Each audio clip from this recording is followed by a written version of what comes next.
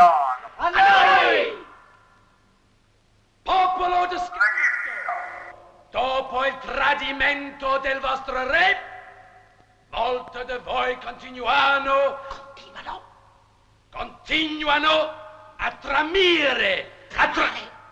a tramare e a tramire contro le forze. E fanno bene, guardano Ma poco. noi vinceremo!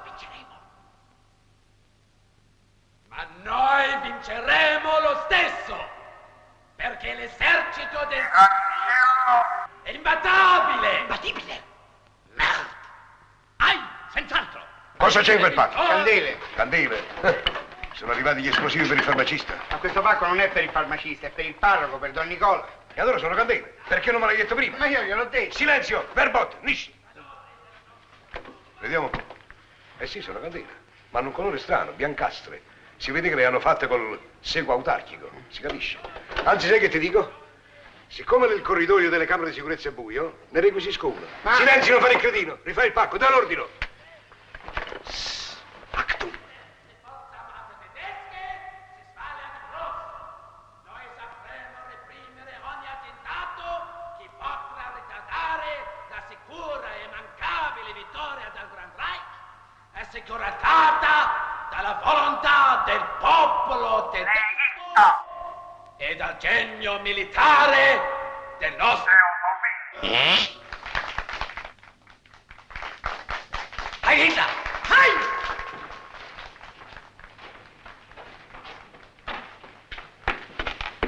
Omertà, eh?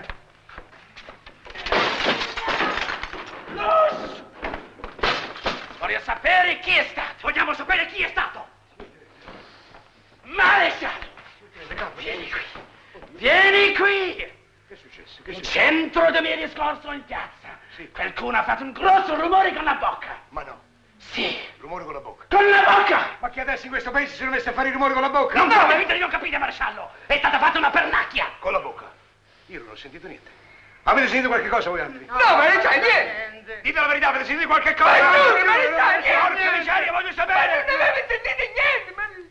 Nessuno ha sentito niente? Io l'ho sentito bene! Senz'altro! Studio che mi scaffare, capito? Come faccio a capire il tedesco, signor Il tenente? tenente Chetro dice che se non si trova il colpevole metterà il paese a ferro e fuoco! Un momento, signor tenente. Calma, abbia pazienza. Adesso apriremo un'inchiesta, faremo delle indagini. Ci sono qua io, sono maresciallo. Allora, no, che maresciallo sono? Dunque, bisognerebbe stabilire i connotati di queste pernacchie. Come si fa? Sa, ci sono delle pernacchie acute, roboante, lunghe, corte, medie. Sa, perché ci sono anche le medie alle volte. Adesso vediamo un po'. Lei Basilio, vieni qua subito. Fai una pernacchia. Come vi permettete? Come si fa? Per stabilire i connotati della pernacchia, no? Come si fa? Vediamo un modello. Avanti, fai una pernacchia. Ma sa come questo non osa, si vergogna, ha paura, ecco. Lo autorizzi, scusa. Autorizzo. Avanti, autorizzato. Su, fai la pernacchia. Così? No. Certo, forza, ha ragione. Che è una pernacchia questa? Questa è una fedecchia. Più forte, su. Bisognerebbe... A che punto gliel'hanno fatta, scusi? Al centro del discorso. Vorrebbe ripetere le parole così si crea l'atmosfera? Senz'altro! Dai. Assicurata del volontà del popolo tedesco e dal genio militare del nostro... Lei! Così? No. Porca miseria, è una cosa difficile, sa. È una cosa difficile. Postino, vieni avanti. Fai una pernacchia. Ma io non so... Non cominciamo a fare i sabotatori! Non sabotiamo! Per Bacco se non ne schiaffa qualcuno dentro! Va bene. Ecco, ripete le parole, scusi. Al genio militare Sì. del nostro... Così? No! Nemmeno così? Signor Tenente, lo ricordo benissimo! La faccio io! Lei no! Senz'altro! Senz'altro, un momento, signor Tenente, ascolti, guardi un po' se su poi giù assomiglia a questa. Sì! Siamo a cavallo. Ecco così! Siamo a cavallo! Individuata la pernacchia, troveremo il colpevole. Basilio, siedi, scrivi, a verbale. Oggi, davanti a noi, maresciallo maggiore dei RRCC, si è presentato il tenente Kessler, il quale di sua bocca dichiara